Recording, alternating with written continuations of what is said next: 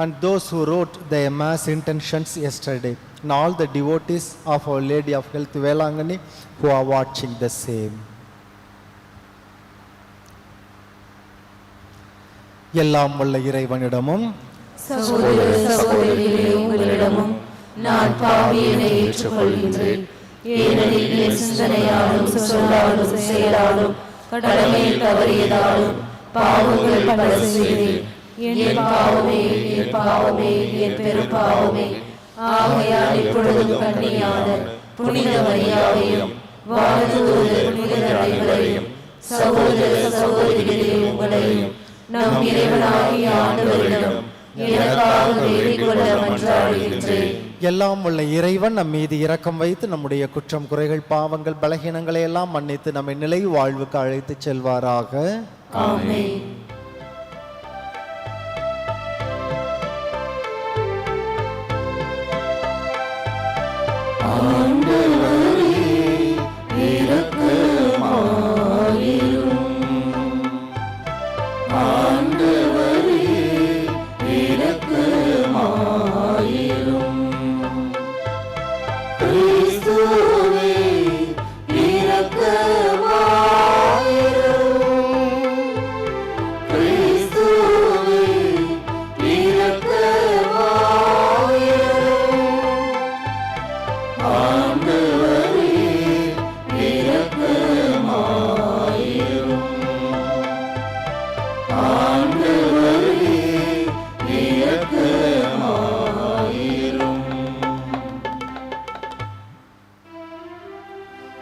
ஜெபிப்போமாக.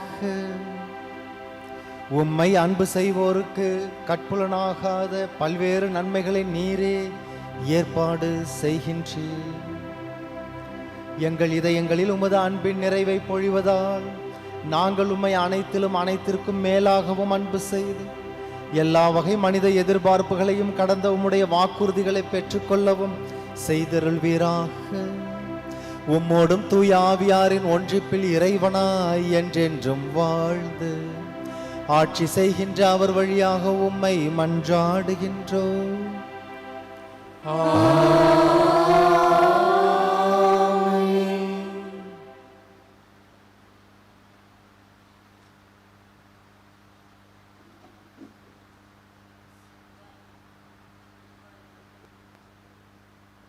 இறைவாக்கினர் எசேக்கியேல் நூலிலிருந்து வாசகம்.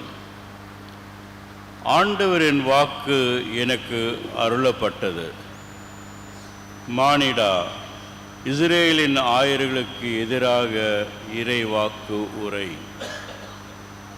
அவர்களுக்கு இறைவாக்கு உரைத்துச் சொல். தலைவராகிய ஆண்டவர் கூறுவது இதுவே: தாங்களே மேய்ந்து கொள்ளும் இஸ்ரேலின் ஆயர்களுக்கு ஐயோ கேடு. ஆயர்கள் மந்தையை என்றோ மேய்க்க வேண்டும். நீங்கள் கொழுப்பானதை உண்டு ஆட்டு மயிரிடையை உடுத்தி மந்தையில் சிறந்ததை அடிக்கிறீர்கள். மந்தையையோ மேய்ப்பதில்லை. நீங்கள் நலிந்தவற்றை திடப்படுத்தவில்லை. பிணியுற்றவருக்கு குணமளிக்கவில்லை. காயமுற்றவருக்கு கட்டுப்போடவில்லை. வழி தப்பியவற்றை திரும்பி கூட்டி வரவில்லை. காணாமல் போனவற்றை தேடவில்லை. ஆனால் அவற்றை கொடுமையுடனும் வன்மையுடனும் நடத்தினீர்கள். ஆயன் இல்லாமையால் அவை அலைந்து திரிந்தன. அப்போது எல்லா காட்டு விலங்குகளுக்கும் அவை இரை ஆயின. என் ஆடுகள் எல்லா மலைகளிலும் உயர்ந்த குன்றுகளிலும் அலைந்து திரிந்தன. பூவுலகில் எவ்விடத்திலும் என் மந்தை சிதறிண்டு போனது. அதை தேடவோ கூட்டி சேர்க்கவோ எவரும் இலர். எனவே ஆயர்களே, ஆண்டவரின் வாக்கை கேளுங்கள். தலைவராகிய ஆண்டவர் கூறுவது இதுவே: என் மேல் ஆணை, என் மந்தையை கொள்ளையிடப்பட்டது எல்லா காட்டு விலங்குகளுக்கும் இரையானது. ஏனெனில் அதற்கு ஆயன் இல்லை. என் ஆயர்கள் என் மந்தையை தேடவில்லை, என் மந்தையை அவர்கள் மேய்க்காமல் தாங்களே மேய்ந்து கொள்கிறார்கள். எனவே ஆயர்களே, ஆண்டவரின் வாக்கை கேளுங்கள். தலைவராகிய ஆண்டவர் இவ்வாறு கூறுகிறார்: நான் ஆயர்களுக்கு எதிராக இருக்கிறேன். என் மந்தையை அவர்களிடமிருந்து திரும்பி பெற்றுக்கொள்வேன். மந்தையை மேய்ப்பேன் என்று அவர்களை நீக்கிவிடுவேன். எனவே தாங்களே மேய்ந்து கொள்ளும் அவர்கள் என் மந்தையை மேய்க்க மாட்டார்கள். அவர்கள் வாய் நின்று என் மந்தையை மீட்பேன். அவை இனி அவர்களுக்கு உணவாகா. எனவே தலைவராகிய ஆண்டவரின் வாக்கு இதுவே: நானே என் மந்தையை தேடி சென்று பேணி காப்பேன். இது ஆண்டவரின் அருள்வாக்கு. இறைவனுக்கு நன்றி. திருப்பாடல் 23 பதிலுரை பாடல்.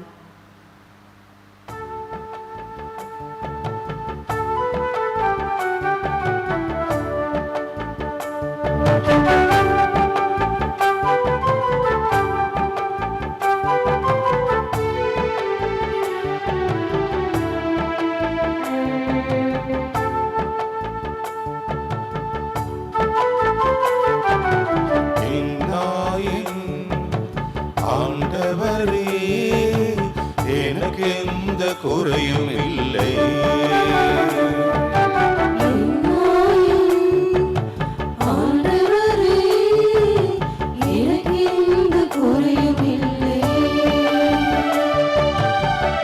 சூழும் வழிகளிலும் சூழும் வழிகளிலும்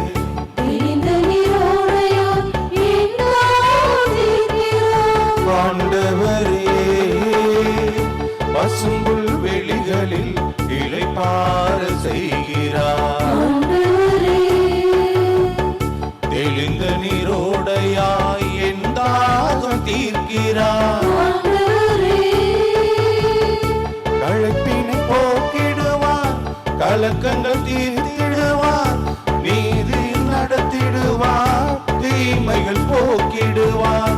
களைப்பினை போக்கிடுவார், கலக்கங்கள் தீர்த்திடுவார், நீதியில் நடத்திடுவார், தீமைகள் போக்கிடுவார்.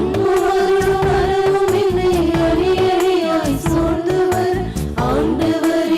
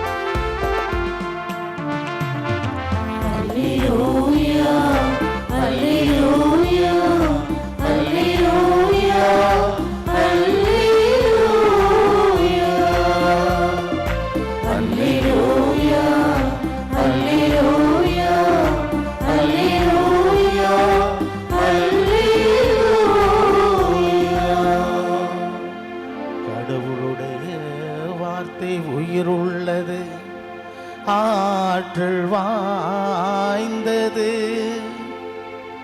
உள்ளத்தின் சிந்தனைகளையும் நோக்கங்களையும் சீர்தூக்கி பார்க்கிறது. அல்லேலூயா, அல்லேலூயா, அல்லேலூயா, அல்லேலூயா. ஆண்டவர் உங்களோடு இருப்பாராக.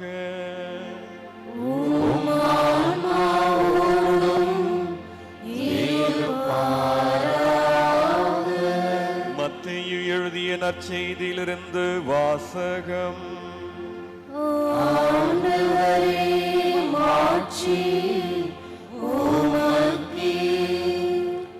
அக்காலத்தில் இயேசு கூறியது, விண்ணரசை பின்வரும் நிகழ்ச்சிக்கு ஒப்பிடலாம். நிலக்கிழார் ஒருவர் தம் வேலையாட்களை வேலைக்கு அமர்த்த விடியற் காலையில் வெளியே சென்றார். அவர் நாளொன்றுக்கு 1 தெனாரியம் கூலி என வேலையாட்களுடன் ஒத்துக்கொண்டு அவர்களை தம் திராட்சை தோட்டத்திற்கு அனுப்பினார். ஏறக்குறைய காலை 9 மணிக்கு அவர் வெளியே சென்ற பொழுது சந்தை வெளியில் வேறு சிலர் வேலையின்றி நிற்பதை கண்டார். அவர்களிடம், நீங்களும் என் திராட்சை தோட்டத்துக்கு போங்கள், நேர்மையான கூலியை உங்களுக்கு கொடுப்பேன் என்றார். அவர்களும் சென்றார்கள். மீண்டும் ஏறக்குறைய 12 மணிக்கும் பிற்பகல் 3 மணிக்கும் வெளியே சென்று அப்படியே செய்தார். ஏறக்குறைய 5 மணிக்கும் வெளியே சென்று வேறு சிலர் நிற்பதை கண்டார். அவர்களிடம், நாள் முழுவதும் வேலை செய்யாமல் ஏன் இங்கே நின்று கொண்டிருக்கிறீர்கள் என்று கேட்டார். அவர்கள் அவரை பார்த்து, எங்களை எவரும் வேலைக்கு அமர்த்தவில்லை என்றார்கள். அவர் அவர்களிடம், நீங்களும் என் திராட்சை தோட்டத்துக்கு போங்கள் என்றார். மாலையானதும் திராட்சை தோட்ட உரிமையாளர் தம் மேற்பார்வையாளரிடம் வேலையாட்களை அழைத்து, கடைசியில் வந்தவர் தொடங்கி முதலில் வந்தவர் வரை அவர்களுக்குரிய கூலி கொடும் என்றார். எனவே 5 மணி அளவில் வந்தவர்கள் 1 தெனாரியம் வீதம் பெற்றுக்கொண்டனர். அப்போது முதலில் வந்தவர்கள் தங்களுக்கு மிகுதியாக கிடைக்கும் என்று எண்ணினார்கள். ஆனால் அவர்களும் 1 தெனாரியம் வீதம்தான் பெற்றார்கள்.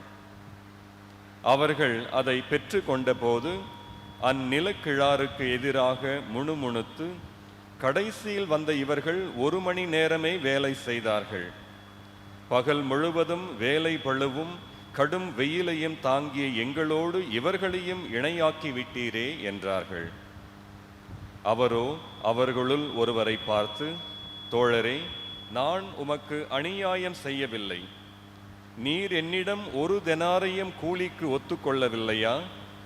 உமக்கு உரியதை பெற்றுக்கொண்டு போய்விடும். உமக்கு கொடுத்தபடியே கடைசியில் வந்த இவருக்கும் கொடுப்பது என் விருப்பம். எனக்குரியதை நான் என் விருப்பப்படி கொடுக்க கூடாதா? அல்லது நான் நல்லவனாய் இருப்பதால் உமக்கு பொறாமையா என்றார். இவ்வாறு கடைசியானோர் முதன்மையாவர், முதன்மையானோர் கடைசியாவர்.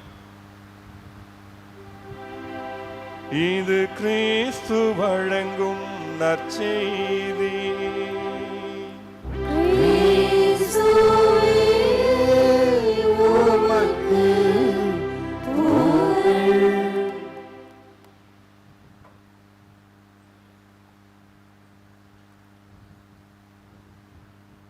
நீங்களும் என் திராட்சை தோட்டத்திற்கு செல்லுங்கள்,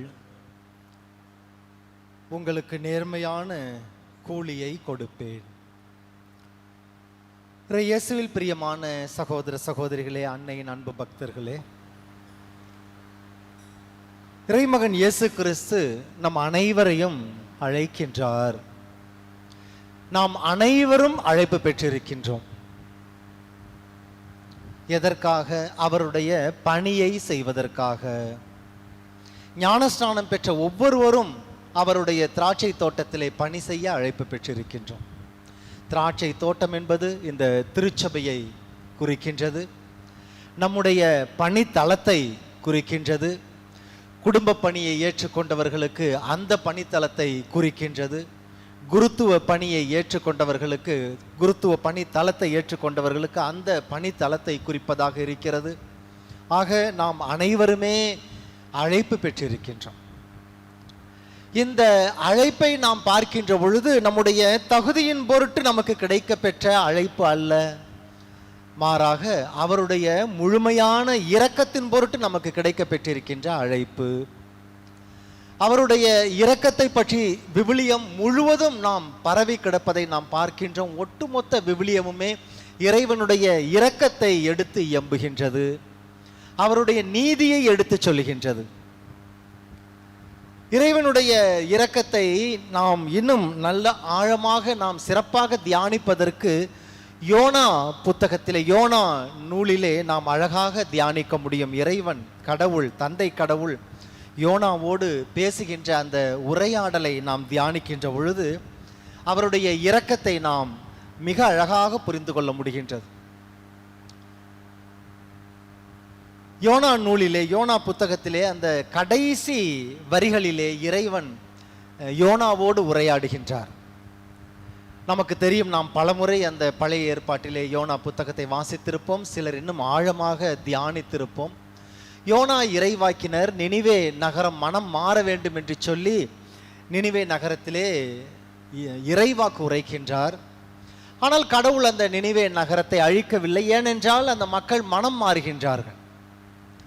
ஆனால் யோனா புலம்புகின்றார், இந்த நகரம் அழிய வேண்டும் என்று நாம் ஆசைப்பட்டோமே, நாம் சொன்ன இறைவாக்கு பொய்த்து விடுமோ என்று கலங்குகின்றார். கடவுளோடு வாதாடுகின்றார், எனக்கு ஏற்கனவே தெரியும், நீர் இரக்கமுடையவர், அன்புடையவர், அழிக்கிறேன்னு சொல்லுவீங்க ஆனால் அழிக்க மாட்டீங்க என்று கடவுளோடு வாதிடுவதை நாம் பார்க்கின்றோம். அப்பொழுது யோனாவுக்கு ஒரு பாடம் எடுக்கின்றார் கடவுள். யோனா அங்கு அமர்ந்து ஒரு சிறு மலை குன்றிலே அமர்ந்து அந்த நினிவே நகரம் அழிய போவதை அல்லது நிகழப்போகின்ற மாற்றத்தை பார்க்க வேண்டும் என்று அங்கு அமர்ந்திருக்கின்றார். அப்பொழுது கடவுள் ஒரு ஆமணக்கு செடியை வளரச் செய்கின்றார். கடவுளுடைய திட்டத்தின்படி ஒரு செடி வளர்கின்றது, நிழல் கொடுக்கின்றது. யோனா மிகுந்த இளைப்பாறுதல் அடைகின்றார். அப்பொழுது அவர் மகிழ்ச்சி அடைகின்றார். மறுநாளே அந்த ஆமணக்கு செடி அழியும்படியாக கடவுள் செய்கின்றார், வாடி விடுகின்றது. யோனா புலம்புகின்றார், கவலைப்படுகின்றார், கோபப்படுகின்றார். அப்பொழுது இறைவன் ஒரு அழகான பாடத்தை யோனாவுக்கு எடுக்கின்றார். யோனா இறைவாக்கினருக்கு இறைவன் நேரடியாக பேசுகின்ற ஒரு அழகான உரையாடல். கடவுள் யோனாவிடம் சொல்லுகின்றார், ஆண்டவர் யோனாவை நோக்கி, அவரை நோக்கி, இந்த செடி ஒரு இரவில் முளைத்தெழுந்து மறு இரவில் அழிந்ததால் நீ அதற்காக அழிந்தது, நீ அதற்காக உழைக்கவில்லை, அதை வளர்க்கவில்லை, ஆனால் அதற்கு இவ்வளவு இரக்கம் காட்டுகிறாய், இவ்வளவு இரக்கம் காட்டுகிறார். ஆனால் இந்த நினிவே மாநகரில் 120,000 மேல் மக்கள் இருக்கிறார்கள். இவர்கள் வழக்கை எது இடக்கை எது என்று கூட அறியாதவர்கள், இவர்களுக்கு நான் இரக்கம் காட்டாதிருப்பேனா என்று சொல்லி கடவுள் நேரடியாக யோனாவிடம் பேசுகின்ற அந்த உரையாடலிலே அவருடைய அன்பு, இரக்க பெருக்கத்தை, கருணையை, பரிவை நேரடியாக நாம் பேசுவதை நாம் பார்க்கின்றோம். இறைமகன் இயேசு கிறிஸ்துவிடம் அவருடைய வார்த்தையை கேட்க வந்த இறைமக்கள் அமர்ந்து அவருடைய வார்த்தையை கேட்கிறார்கள். ஒரு பாலை வனத்திலே இறைமகன் இயேசு கிறிஸ்து அவர்களை பார்த்து பரிவு கொள்ளுவதாக நாம் விவிலியத்திலே வாசிக்கின்றோம். அவர்களை பார்த்து பரிவு கொள்ளுகிறார், இவர்களை இப்படியே அனுப்பிவிட்டால் சோர்ந்து விடுவார்கள் என்று. இயேசுவில் பிரியமான சகோதர சகோதரிகளை, இறைவன் நம் மீது அளவு கடந்த இரக்கத்தை பொழிகின்றார், அளவு கடந்த அன்பை பொழிகின்றார். எனவேதான் நம் அனைவரையும் அவருடைய பணிக்கு அமர்த்துகிறார், அழைக்கின்றார். ஏன் இங்கு வேலை இல்லாமல் நிற்கிறீர்கள், வாருங்கள், என்னுடைய திராட்சை தோட்டத்திலே வேலை இருக்கிறது, வாருங்கள் என்று சொல்லி அழைக்கின்றார். இந்த வேலையினுடைய தன்மை வெறுமனே இந்த உடல் சார்ந்த பணி அல்ல, மற்ற பணிகளைப் போல நம்முடைய அன்றாட ஊதியத்திற்காக செய்கின்ற அந்த வேலையை போல பணியை போல அல்ல. இந்த பணி மிகுந்த உள்ளார்ந்த பணி, உள்ளார்ந்த பணி, நம்முடைய மனதிலிருந்து வருகின்ற, செய்ய வேண்டிய, நம்முடைய எண்ணத்திலிருந்து உதிக்க வேண்டிய பணிகளாக இருக்கின்றது.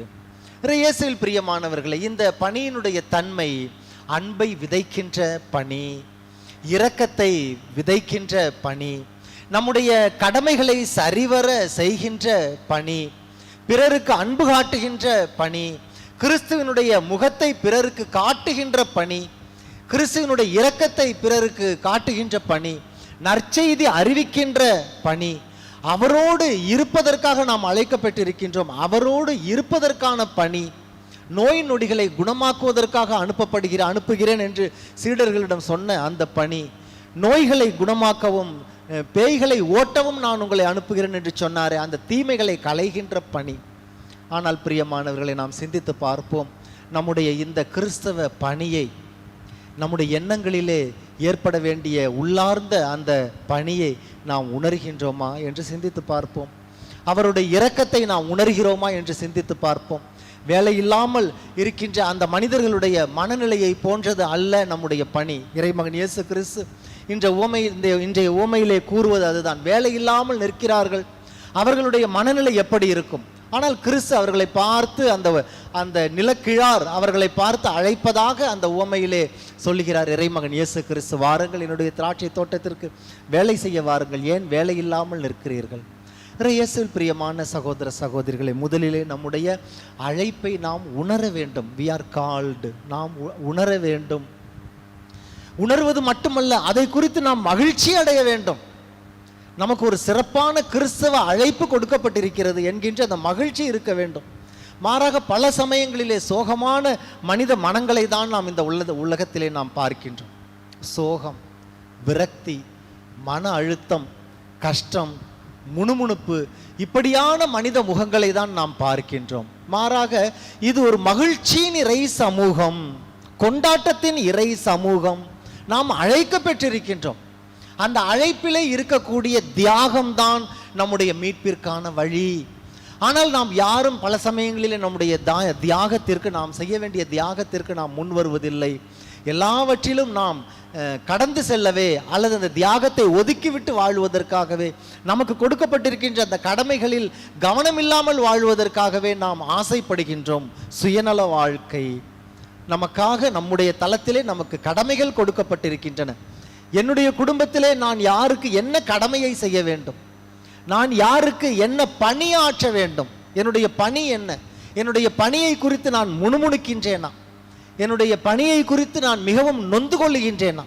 இந்த கிறிஸ்தவ அழைப்பிலே நான் மகிழ்ச்சியோடு என்னுடைய பணியை ஆற்ற அழைக்கப்பட்டிருக்கின்றேன் என்பதை நாம் உணர்வதற்காக இன்றைய நாளில் இறைமகன் இயேசு கிறிஸ்து நம்மை அழைக்கின்றார். அது மட்டுமல்ல, இந்த பணியிலே உயர்வு தாழ்வு என்பதே இல்லை என்பதை நாம் இன்றைய நற்செய்தியிலிருந்து உணர முடிகின்றது. முன்னவர் பின்னையர் அல்லது மூத்தவர் இளையவர், பெரியவர் சிறியவர் அல்லது இருக்கின்றவர் இல்லாதவர் என்கின்ற ஒரு வேறுபாடு இல்லாமல் கடவுள் எல்லாரையும் சமமாக நடத்துவதை நாம் பார்க்கின்றோம். எல்லாருக்கும் சமமான கூலி. அதை தான் கலாத்தியர் 3:27 நாம் வாசிக்கின்றோம். இனி உங்களிலே உயர்ந்தவர் தாழ்ந்தவர் என்று இல்லை, யூதர் கிரேக்கர் என்றும் இல்லை, அடிமை என்றோ உரிமை குடிமக்கள் என்றோ இல்லை என்று நாம் வாசிக்க பார்க்கின்றோம். ஆகவே இயேசுவில் பிரியமான சகோதர சகோதரிகளே, இறைவனுக்கு நாம் நன்றி சொல்வோம். இறைவா, என்னை நீர் அழைத்திருக்கிறீர், நற்செய்தியின் வாயிலாக என்னை பதப்படுத்துகின்றீர், உம்முடைய இறை வார்த்தையின் வழியாக என்னை உருவாக்குகின்றீர். உம்முடைய வார்த்தையை நான் வாசித்து தியானிக்க பல சமயங்களிலே மறந்திருக்கின்றேன். ஆனால் என்னை ஒரு நல்ல கிறிஸ்தவனாக, நல்ல மனிதனாக என்னை நீர் ஒவ்வொரு நாளும் உருவாக்குகின்றீர். பல்வேறு அனுபவங்களின் வாயிலாக என்னை நீர் செதுக்கி உருவாக்குகின்றீர். பல சமயங்களிலே நம்முடைய அனுபவங்கள் சிறிது கசப்பானதாகவோ அல்லது துன்பம் நிறைந்ததாகவோ இருந்தால் அதை நினைத்து நாம் பல்வேறு சமயங்களிலே முணுமுணுத்து துன்பப்பட்டு மன உளைச்சலுக்கு ஆளாகின்றோம். ஆனால் காலங்கள் கடந்து நாம் சென்று சில சமயங்களிலே தியானித்து பார்த்தோம் என்றால் அந்த சிலுவையின் மூலமாக அல்லது அந்த சிறு துன்பத்தின் மூலமாக நம்ம இறைவன் எவ்வளவாக உயர்த்தி இருக்கிறார் என்று சில காலங்கள் கழித்து நம்மால் உணர முடியும். ஆகவே இறைவனிடம் நாம் சொல்லி ஜெபிப்போம். இறைவா, நீர் என்னை அழைத்திருப்பதை நான் முதலில் உணர்கிறேன். உம்முடைய அழைப்பு என்னுடைய தகுதியின் பொருட்டு அல்ல, உம்முடைய இரக்கத்தின் பொருட்டு அமைந்திருக்கிறது என்பதை நான் ஏற்றுக்கொண்டு நான் உம்மை ஆராதிக்கிறேன். உம்முடைய அழைப்பை உணர்கின்ற நான், உம்முடைய இரக்கத்தின் பொருட்டு எனக்கு இந்த அழைப்பு கிடைத்திருப்பதை உணர்கின்ற நான், இந்த அழைப்பிலே நான் மகிழ்ச்சி அடைகிறேன்.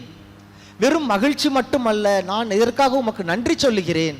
என்னுடைய கடமையை நான் இனிமேல் சரிவர ஆற்றுவேன். என்னுடைய குடும்ப பணி, என்னுடைய அலுவலக பணி, எனக்கு கொடுக்கப்பட்டிருக்கின்ற சிறு சிறு பணிகள் எல்லாவற்றிலும் நான் மகிழ்ச்சியோடு நான் பணியாற்றுவேன். அந்த பணியிலே நான் உம்மை ஆராதிப்பேன், உமக்கு நான் நன்றி செலுத்துவேன். நான் ஆற்றுகின்ற பணித்தளத்திலே நான் என்னை பிறரோடு ஒப்பிட்டு பார்க்க மாட்டேன். இன்றைய உவமையிலே அதைத்தான் நாம் பார்க்கின்றோம். அங்கு பணியாற்றுகின்றவர்கள் ஒருவர் மற்றவரோடு ஒப்பிட்டு பார்க்கிறார்கள். ஆனால் நான் பிறரோடு என்னை ஒப்பிட்டு பார்க்காத அந்த மனநிலையை எனக்கு தாரும் ஆண்டவரே என்று சொல்லி இறைவனிடம் ஜெபிப்போம். இறைவன் நம் அனைவரையும் அழைக்கின்றவர், நமக்கான ஆசீர்வாதத்தை தருகின்றார், கூலியை தருகின்றார்.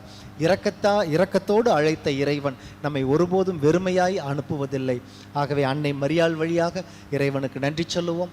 அன்னை மரியாள் எப்படி அவருக்கு கொடுக்கப்பட்ட பணியை மிகுந்த முழுமனதோடு ஏற்றி, இதோ ஆண்டவருடைய அடிமை என்று சொல்லி ஏற்று அவருடைய பணியை இறைவனுக்கு உகந்த வகையிலே நிறைவேற்றினாரோ, சிலுவை அடி வரை இறைமகன் இயேசு கிறிஸ்துவோடு பயணித்தாரோ, அதுபோல நாமும் நம்முடைய வாழ்க்கை தலங்களிலே கொடுக்கப்பட்டிருக்கின்ற பணியை மகிழ்ச்சியோடு ஏற்று நிறைவேற்றுவோம்.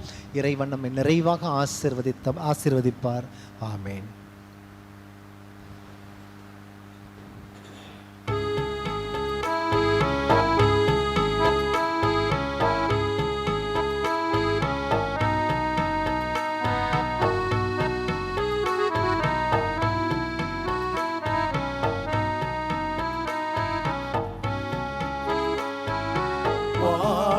பலியாய் மாற்ற வந்தேன், என்னையே ஏற்றிடுவார்.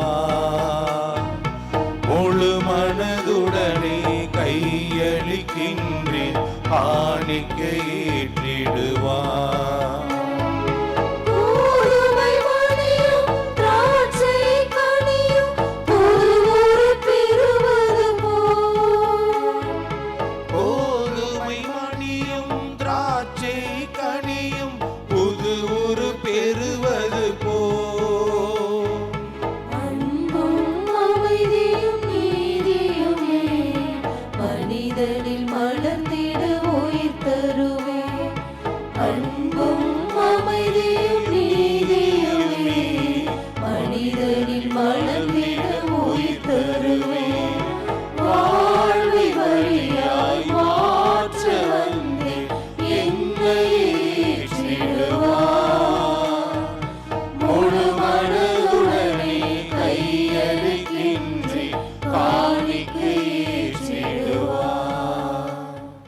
சகோதரமே, நாம் அனைவரும் சேர்ந்து ஒப்பு கொடுக்கும் இப்பலி எல்லாம் உள்ள தந்தையாகி இறைவனுக்கு ஏற்றதாகும்படி ஜெபியுங்கள்.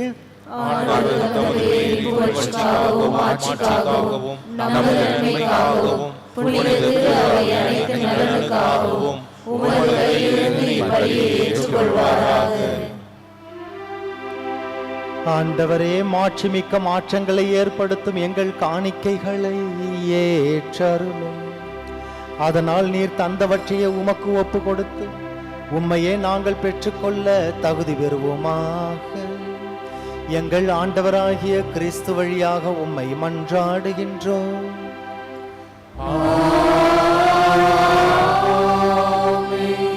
ஆண்டவர் உங்களோடு இருப்பாராக.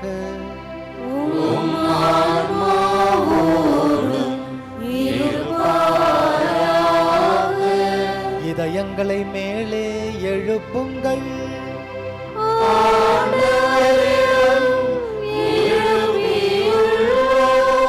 நம் இறைவனாகிய ஆண்டவருக்கு நன்றி கூறுவோம்.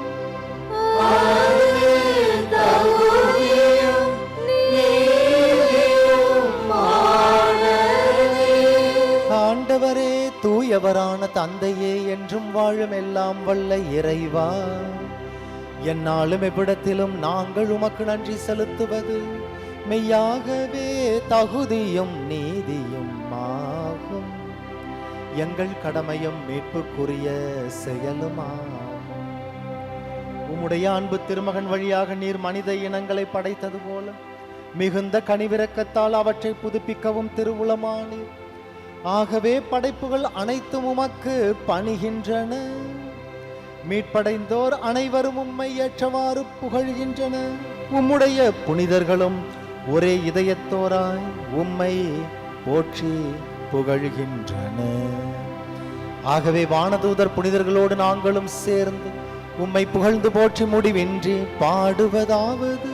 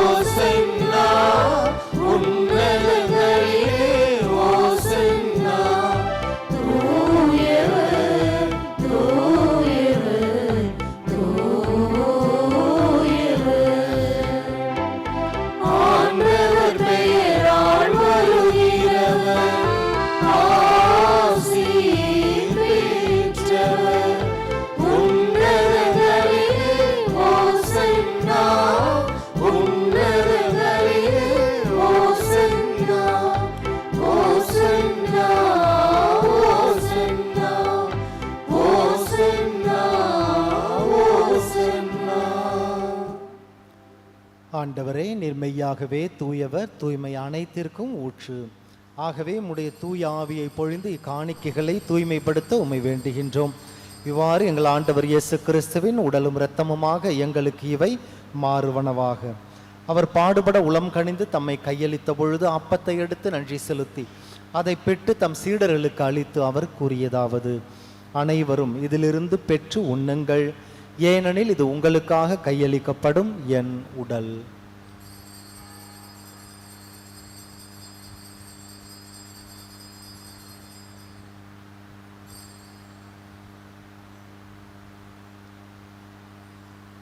அவனுமே இரவு விருந்தை அருந்திய பின் கிண்ணத்தை எடுத்து மீண்டும் உமக்கு நன்றி செலுத்தி தம் சீடர்களுக்கு அளித்து அவர் கூறியதாவது: அனைவரும் இதிலிருந்து பெற்று பருகுங்கள், ஏனெனில் இது புதிய நிலையான உடன்படிக்கைக்குரிய என் இரத்தத்தின் கிண்ணம்.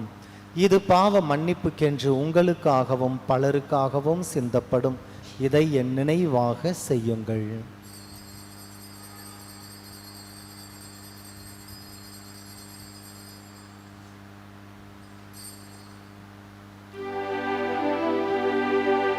நம்பிக்கையின் மறைபொருள்.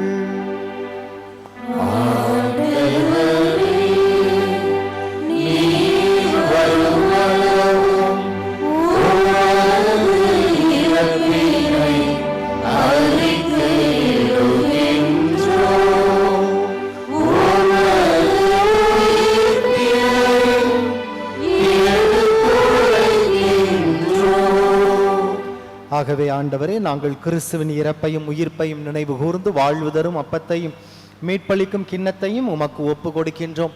உம் திருமுன்னின்று உமக்கு ஊழியம் புரிய தகுந்தவர்களென எங்களை ஏற்றுக்கொண்டீர். எனவே உமக்கு நன்றி செலுத்துகிறோம். மேலும் கிறிஸ்துவின் உடலிலும் இரத்தத்திலும் பங்கு கொள்ளும் எங்களை தூய ஆவியார் ஒன்று சேர்க்க வேண்டும் என உம்மை தாழ்மையுடன் மன்றாடுகின்றோம். ஆண்டவரே, உலகெங்கும் பரவி இருக்கும் உமது திரு அவையை நினைவு கூர்ந்தருளும். எங்கள் திருத்தந்தை லியோ, எங்கள் ஆயர் சகாயராஜ், எல்லா திருநிலையினராகிய அனைவரோடும் உமது திரு அவை அன்பில் நிறைவு பெற செய்தருளும். மேலும் உயிர்த்தெழும் எதிர்நோக்குடன் துயில் கொள்ளும் எங்கள் சகோதரர் சகோதரிகளையும் இறந்தோர் அனைவரையும் இரக்கத்துடன் நினைவு கூர்ந்து உமது திருமுக ஒளியினுள் ஏற்றருளும். எங்கள் அனைவர் மீதும் இரக்கமாயிரும். கடவுளின் கன்னித்தாயான புனித மரியா, அவருடைய கணவரான புனித யோசேப்பு, புனித திருத்தூதர்கள், இவ்வுலகில் உமக்கு உகந்தவராய் இருந்தோர் ஆகிய புனிதர் அனைவருடனும் நாங்கள் நிலை வாழ்வில் பங்கு கொள்ளும் தகுதி பெற்று உம் திருமகன் இயேசு கிறிஸ்து வழியாக உம்மை புகழ்ந்தேத்தும் வரமருள உம்மை மன்றாடுகின்றோம்.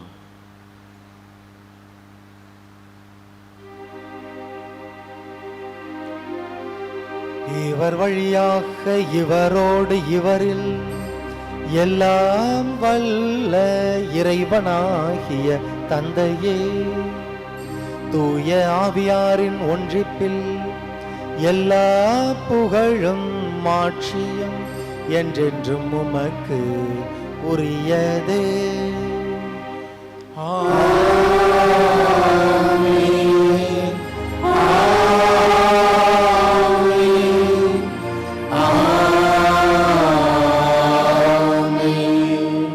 இறைமகன் இயேசு கிறிஸ்து நமக்கு ஜெபிக்க கற்றுக் கொடுத்தார்.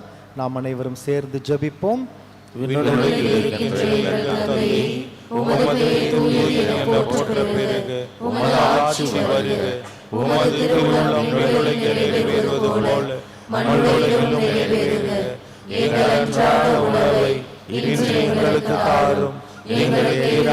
குற்றம் செய்வோரை நாங்கள் மன்னிப்பது போல எங்கள் குற்றங்களை மன்னியும். எங்களை சோதனைக்கு உட்படுத்தாதையும் தீமையிலிருந்து எங்களை விடுவித்தருளும். ஆண்டவரே, தீமை அனைத்திலிருந்தும் எங்களை விடுவித்து எங்கள் வாழ்நாளில் அமைதியை கனிவுடன் அருள உம்மை மன்றாடுகிறோம். உமது இரக்கத்தின் உதவியால் நாங்கள் பாவத்திலிருந்து எப்பொழுதும் விடுதலை பெற்று யாதொரு கலக்கமுமின்றி நலமாய் இருப்போமாக. நாங்கள் எதிர்நோக்கி இருக்கும் பேரின்பத்திற்காகவும் எம் மீட்பராகிய இயேசு கிறிஸ்துவின் வருகைக்காகவும் காத்திருக்கின்றோம். ஆண்டவராகிய இயேசு கிறிஸ்துவே, அமைதியை உங்களுக்கு விட்டு செல்கிறேன், என் அமைதியை உங்களுக்கு அளிக்கிறேன் என்று உம்முடைய திரு தூதர்களுக்கு மொழிந்தீரே. எங்கள் பாவங்களை பாராமல் விசுவாசத்தை கண்ணோக்கி எங்களுக்கு அமைதியையும் ஒற்றுமையையும் அளித்தருள்வீராக. என்றென்றும் வாழ்ந்து ஆட்சி செய்கின்றவர் நீரே. ஆண்டவருடைய அமைதி உங்கள் அனைவரோடும் என்றும் இருப்பதாக. ஒருவருக்கு ஒருவர் அமைதியை பகிர்ந்து கொள்வோம்.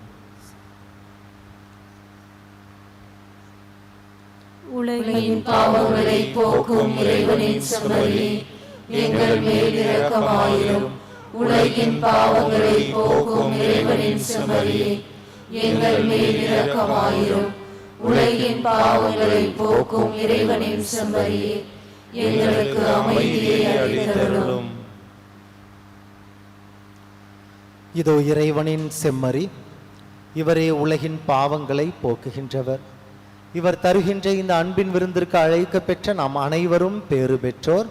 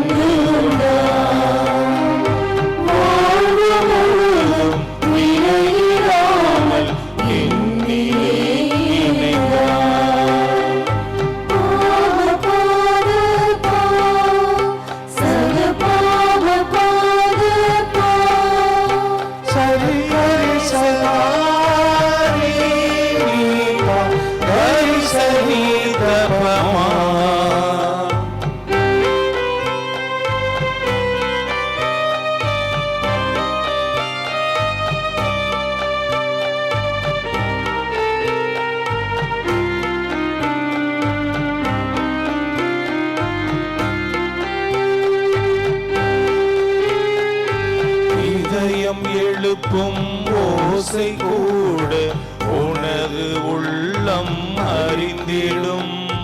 தீமைகள் மூடும் ஒளியை கூட உனது உணர்வும் புரிந்திடும்.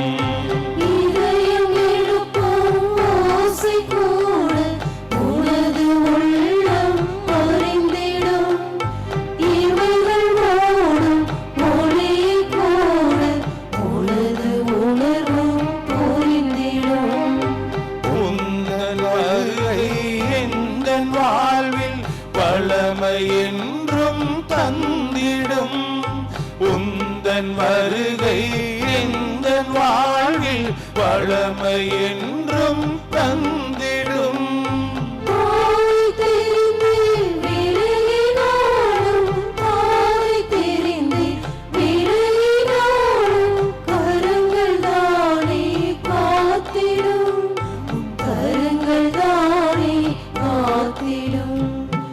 எனது சொந்தம் நீயானால் எனது சுமைகள் மாறிடும். எனது பலமே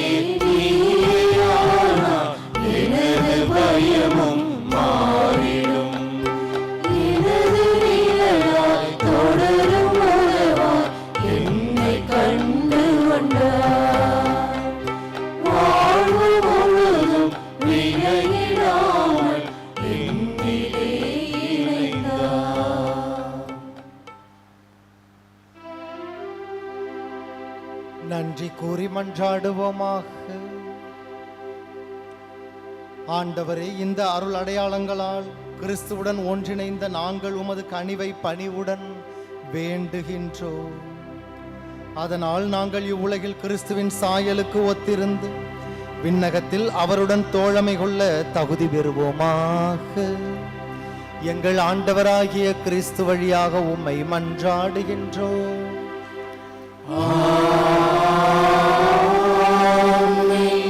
ஆண்டவர் உங்களோடு இருப்பாராக.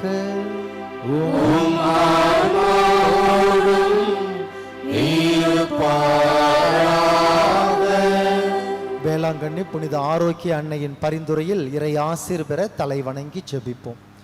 ஆற்றலும் அன்பு மிகுந்த நம் ஆண்டவர் இயேசு கிறிஸ்துவை கையிலேந்தி காலமெல்லாம் நமக்காக கடலோரம் காத்திருக்கும் புனித ஆரோக்கிய அன்னையின் பரிந்துரையில் இறைவன் தாமே இப்பேராலயத்தில் கூடியிருக்கும் உங்களையும் இணையதளம் மற்றும் சமூக ஊடகங்கள் வழியாக பங்கேற்கும் உங்கள் அனைவரையும் ஆசீர்வதிப்பாராக. May Jesus our Lord touch and heal you through the powerful intercession of our beloved mother, Our Lady of Good Health, Velankanni. ஆமென். எல்லாம் வல்ல இறைவன் தந்தை மகன் தூயாவியார் நம் அனைவரையும் ஆசீர்வதிப்பாராக.